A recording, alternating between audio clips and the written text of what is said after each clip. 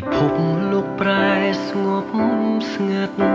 បាត់ទាំងសំឡេងឆ្លងឆ្លើយអោខ្លួនខ្ញុំអើយរងាឯកាតាលើលោកនេះអ្នកណាកំណត់ជួបឬប្រត់តាអ្នកណាសូមកំណត់វាសនាចាឲ្យជួបនាងផងភាពឯកាចូលមករួមរិទ្ធបេះដូងរាល់ថ្ងៃអារម្មណ៍នេះឆ្លើយថាស្រីជាម្ចាស់ចិត្តប្រយោគស្នេហ៍ច្រៀងក្បែរដួងច័ន្ទភ្លឺថ្លាសង្ឃឹមថាបានលឺដល់ស្រីជួយប្រាប់នាងថាខ្ញុំនឹករាល់ថ្ងៃដួងច័ន្ទសាងសីក្តីស្នេហ៍ខ្ញុំ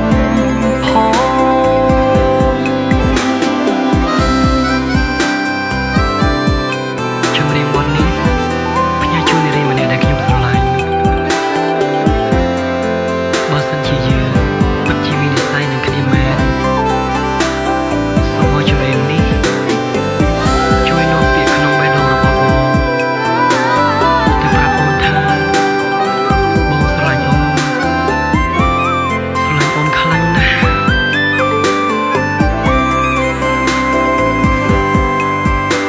ពិភពលោកប្រែស្ងប់ស្ងាត់បាត់ទាំងសំឡេងឆ្លងឆ្លើយអោខ្លួនខ្ញុំអើយរងាឯកាតាលើលោកនេះអ្នកណាកំណត់ជួបឬប្រត់តាអ្នកណាសូមកំណត់វាសនាចាឲ្យជួបនាងផងភាពឯកាចូលមករួមរិទ្ធបេះដូងរាល់ថ្ងៃ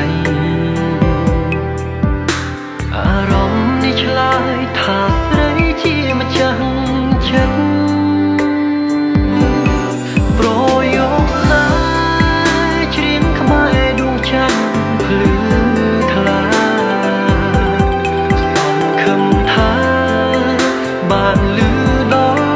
ស្រីជួយប្រាប់នាងថាខ្ញុំ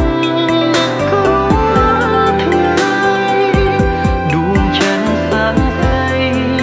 ក្តីស្នេហ៍ខ្ញុំផងប្រយោគស្នេ